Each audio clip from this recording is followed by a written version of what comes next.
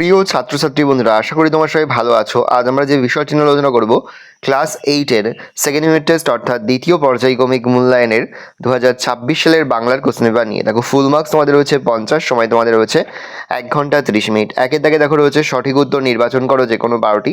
প্রশ্নের মান 1 করে 1 × 12 = 12। তুমি ড্যাশ মতো পাশে দাঁড়াও। শূন্যস্থানে বসবে গাছের পাখির রাখির বাঁশির পাখির। তুমি পাখির মতো পাশে দাঁড়াও। দ্রুত পদে প্রস্থান করিল কে? রমা, রমেশ, চাষিরা, আকবর। রমেশ। নাটোরের মহারাজার নাম হল জগদীন্দ্রনাথ রায়। কৃষক আসিয়া কাঁদিয়া পড়িল। কতজন কৃষক ছিল? 20 জন। মাচনের তলায় রঙের ঢেউ মেলেছে লাল নোটে শাক। ছেনুমাসিরা কোথা থেকে এসেছিল? উত্তরপাড়া। ডাম্বল আলমারি ভেঙে কার বই নামিয়েছিল? সেজ কাকার। মানুষ বড় কাঁদছে, তুমি মানুষ হয়ে পাশে দাঁড়াও। সূর্য ওঠে ওঠে সমাপিকা ক্রিয়া। যে পদের দ্বারা কোনো কিছুর নাম বোঝায় তাকে বলে বিশেষ্য পদ। বৃথা সময় নষ্ট করো না, এটি অনুজ্ঞাবাচক বাক্য। ধাতুর সঙ্গে ক্রিয়াবিভক্তি যুক্ত হয়ে ক্রিয়াপদ তৈরি হয়। অপু একটুখানি মুখে তুলিল। অপু কি পদ? বিশেষ্য পদ। 2 দাগে সংক্ষেপে নিচের প্রশ্নগুলির উত্তর দাও যে কোনো 12টি। প্রশ্নের মান 1 করে 1 × 12 = 12। দাঁড়াও কবিতাটি কার লেখা? শক্তি চট্টোপাধ্যায়ের লেখা। গ্রামের একমাত্র ভরসা কী ছিল? গ্রামের একমাত্র ভরসা লিখবে 100 বিঘার মাঠটাই গ্রামের একমাত্র ভরসা ছিল, কারণ গ্রামের সমস্ত চাষিদের কিছু কিছু জমি তাতে ছিল। আমি নেমে পড়লুম তাড়াতাড়ি। কবি তাড়াতাড়ি নেমে পড়লেন কেন?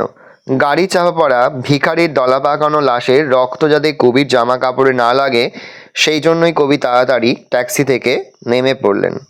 ভিক্ষু শিশু নিরাপদে নিদ্রা যায়। ভিক্ষু শিশু কোথায় নিদ্রা যায়? বীজের ওপর থাকা কঠিন ঢাকনার মধ্যে ভিক্ষু শিশু নিরাপদে নিদ্রা যায়। বুকুর মার কি কেনা ছিল? বুকুর মার বিকালের শোয়ে সিনেমার টিকিট কেনা ছিল। সারাঘাট থেকে লেখক ও তার সঙ্গীরা কোন নদীতে স্টিমারে চড়েছিল? লেখক অবনীন্দ্রনাথ ঠাকুর ও তার সঙ্গীরা সারাঘাট থেকে পদ্মা নদীতে স্টিমারে চড়েছিল। বাড়িটিকে ভালোবেসে কারা বেড়াতে এলে কিছুক্ষণ থেমে রয়? সকাল ও সন্ধ্যায় রঙিন মেঘেরা বেড়াতে এলে বাড়িটিকে ভালোবেসে সেখানেই কিছুক্ষণ থেমে থাকে। নির্দেশ অনুযায়ী বাক্য পরিবর্তন করো। সেদিকটার দরজা বন্ধ। না সুযোগ বাক্য, সেদিকটার দরজা খোলা ছিল না। নির্দেশ অনুযায়ী বাক্য পরিবর্তন করো। ফুলবাগানের মোড় পর্যন্ত এগিয়ে দেখলো নীলু। না সুযোগ বাক্যে ফুলবাগানের মোড় ছাড়িয়ে আর এগিয়ে দেখলো না নীলু। বুকু কোন স্কুলে ভর্তি হয়েছিল? বুকু যে স্কুলে ভর্তি হয়েছিল তার নাম আদর্শ শিক্ষা প্রতিষ্ঠান। চেঁচিয়ে উঠল সমস্বরে। কি বলে তারা সমস্বরে চেঁচিয়ে উঠল? প্রাণ আছে, এখনো প্রাণ আছে বলে তারা সমস্বরে চেঁচিয়ে উঠল। গড়াই নদীর তীরে কবিতাটি কোন কাব্যগ্রন্থ থেকে সংগৃহীত? গড়াই নদীর তীরে কবিতাটি পল্লী কবি জসীমউদ্দিন রচিত সুজন বাদিয়ার ঘাট কাব্যগ্রন্থ থেকে গৃহীত।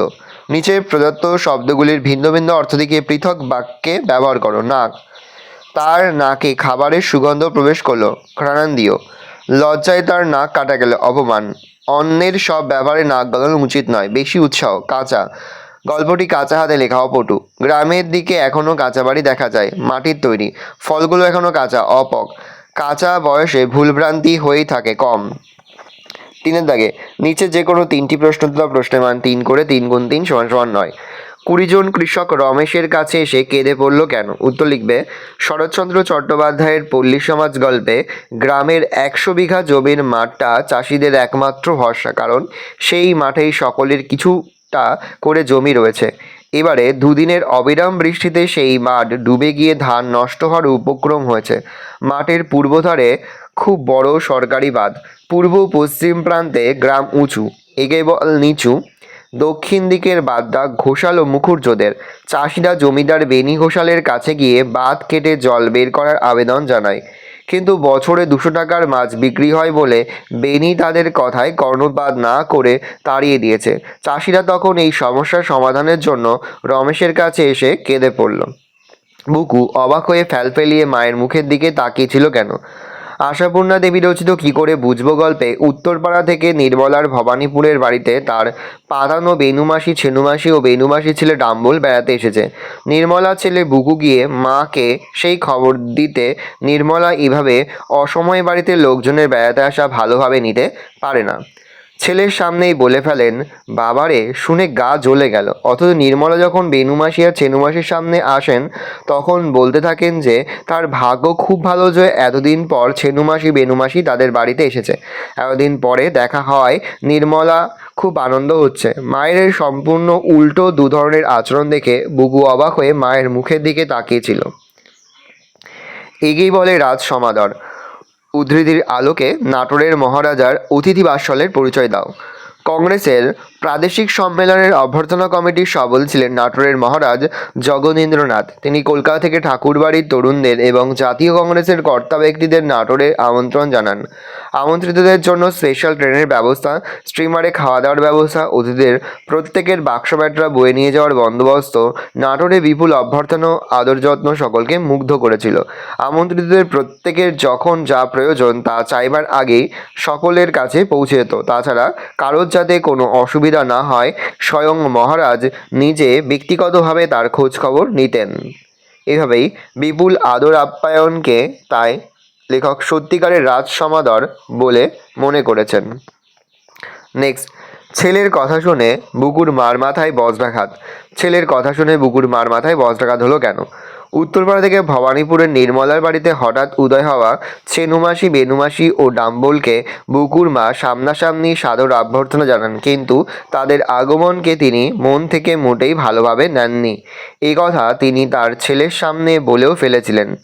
এরপর অতিথিদের সামনে হৈ হৈ করে অভ্যর্থনার অভিনয় করার পরই বুকু সত্য কথা তাদের বলে দেয়, আর তখনই অপমানের লজ্জায় বুকুর মার মাথা যেন বজ্রাঘাত হয়। 4 দাগে নিচে যে কোনো 3টি প্রশ্ন দেওয়া প্রশ্নের মান 3 করে 3 গুণ 3 সমান সমান 9। গলির মোড়ে একটা গাছ দাঁড়িয়ে, গাছ না গাছের প্রেতছায়া। একটি গাছ দাঁড়িয়ে আছে বলেও কেন পরের পংক্তি থেকে গাছের প্রেতছায়া বলা হয়েছে তা বুঝিয়ে দাও। কবি দূর থেকে গাছের অবয়বটি দেখেছিলেন, কিন্তু কাছে এসে দেখেন সেটি একটি গাছের কঙ্কাল। তাতে না পাতা ফুল প্রাণের সামান্য আভাসও ছিল না। সেটি যেন ছিল শুকনো কাঠির ওপরের দিকে তুলে দাঁড়িয়ে থাকা ছাল বাকলিন একটা গাছের কাঠামো। তাই কবিতাকে গাছের ছায়া বা প্রেতছায়া বলেছে।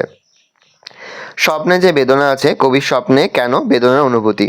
কবি জীবনানন্দ দাশ রূপসী বাংলার কবি। নগর জীবনের ক্লান্তি বিষণ্ণতা তাকে বারবার ফিরিয়ে নিয়ে গেছে শৈশবের গ্রাম বাংলার দিনগুলোতে। গ্রাম বাংলার ফেলে আসা দিনগুলোর কথা ভেবে কবির মন আলোড়িত হয়েছে। বিষণ্ণতা তাকে আষ্টেপৃষ্টে জড়িয়ে ধরেছে। পাড়াগাঁয়ের দুপুরের প্রচণ্ড রোদ কবির মনে স্বপ্নের আবেশ সৃষ্টি করে। সেই স্বপ্নে ভেসে ওঠে গ্রামের করুণ ছবি। রোদের তাপে শুকিয়ে যাওয়া পাতা, ক্লান্ত শালিকের ডাক, নকশাপাড়া শাড়ি পরা মেয়েটির ক্লান্ত পায়ের দ্রুত চলে যাওয়া জলসিঁড়ি, নদীর ওপর বুনো চালতা গাছের ডাল নুয়ে পড়া, নদীর জলে ভাঙাচোরা ডিঙির স্থির ভেসে থাকা, এই প্রতিটি ছবির মধ্যে বিষণ্ণতা ও বেদনাবোধ লক্ষ্য করা যায়। তাই কবির স্বপ্নে বেদনার অনুভূতি স্পষ্ট হয়ে ওঠে।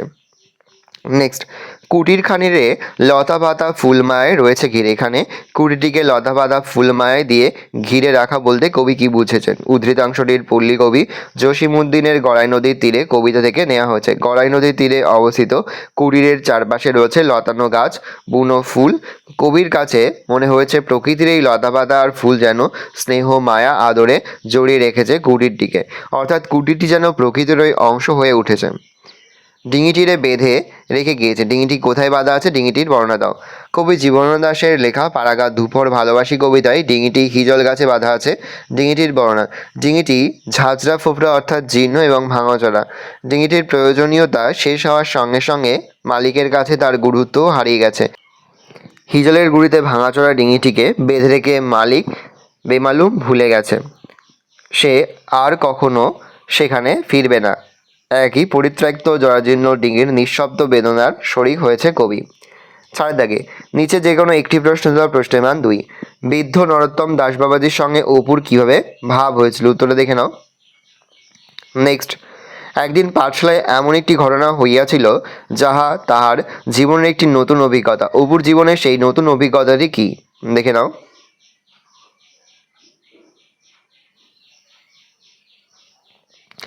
নেক্সট তোমাদের রয়েছে পত্র রচনা করো। হাসপাতালের সামনে জোরে মাইক বাজানো অমার্জনীয় অপরাধ, এই মর্মে সচেতনতা গড়ে তুলতে সংবাদপত্রে চিঠি লেখো। দেখে নাও, লেখা শুরু করে শ্রদ্ধেয় সম্পাদক সমীপ বসু, দৈনিক সুখবর। ঠিকানা বসাবে, বিষয় লিখে লিখবে হাসপাতালের সামনে মাইক বাজানোর বিরুদ্ধে প্রতিবাদী পত্র, সচেতন নিবেদন লিখে তোমরা লেখাটা শুরু করবে। দেখে নাও, আস্তে স্ক্রল ডাউন করছি, ভালো করে তোমরা তোমাদের খাতে নোট ডাউন করে তোমরা কিন্তু মুখস্থ করে ফেলবে। নমস্কার, তোমার নাম বসাবে আর তোমাদের ঠিকানাটা বসে ডেটটা বসাবে যে ডেটে লিখছো। নেক্সট দেখো, তোমার অঞ্চলে যথাযথ আবর্জনা স্তূপ সংশ্লিষ্ট কর্তৃপক্ষের দৃষ্টি আকর্ষণ করে একটি বহুল প্রচারিত সংবাদপত্রের সম্পাদককে চিঠি পাঠাও। এটা লেখা শুরু করে মাননীয় সম্পাদক সমীপ বসু, দিনের এলো, পত্রিকার নাম, ঠিকানা বসাবে, বিষয় যথাযথ আবর্জনা স্তূপ, সবিনয় নিবেদন দিয়ে তোমরা লেখা শুরু করবে।